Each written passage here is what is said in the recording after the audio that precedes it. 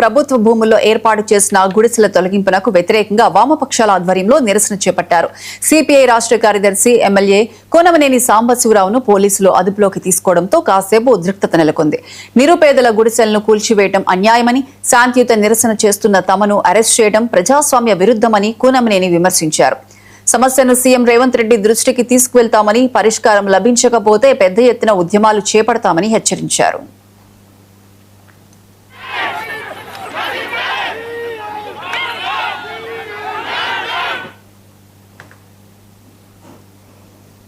భూ పోరాటానికి, ఇళ్ల స్థలాల పోరాటానికి, ఇళ్ల స్థలాలకి పట్టాలకి పోరాటానికి, అలాగే పేదల ఇళ్లకి పట్టాలు నెంబర్లు ఇచ్చి వాళ్ళని కాపాడాలనే డిమాండ్తో వరంగల్లో, అనుమతుల్లో పెద్ద ఎత్తున వేలాది మందితో ధర్నాల కార్యక్రమం చేశాం.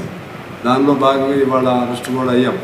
మేము అడిగేది ఒకటే ప్రభుత్వాన్ని, మీరు ముందు పెద్ద వాళ్ళ ఇళ్ళు ఉన్నాయి, పెద్ద వాళ్ళు ఆక్రమణ చేసుకున్నటువంటి వాళ్ళ ఫంక్షన్ హాల్స్ ఉన్నాయి, పెద్ద వాళ్ళ ఆక్రమించుకున్న వెంచర్స్ ఉన్నాయి.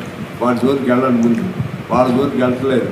ఇక్కడే ఇప్పుడు మేము ఈ గుండ్ల సింగారం అనే గ్రామం పక్కన ఇది 8 ఎకరాలు పేదాడు, దాని పక్కన 100 ఎకరాలు ఒక ఆయన పేరు అవసరం లేదు, గవర్నమెంట్కి తెలుసు.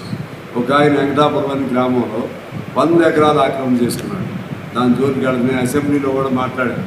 అదే పద్ధతిలో ఇప్పుడు మా శ్రీనివాస్ గారు చెప్పినట్లుగా ఇక్కడ డైరెక్ట్గా ఒక ఇంతకుముందు అధికార పార్టీ వారే పార్కులోనే ఆఫీస్ పెట్టుకున్నారు. ఇలా మీరు తీసుకుంటే ఫస్ట్ వాళ్ళని లిస్ట్ అవుట్ చేయండి, వాళ్ళ జోలికి వెళ్ళాలి.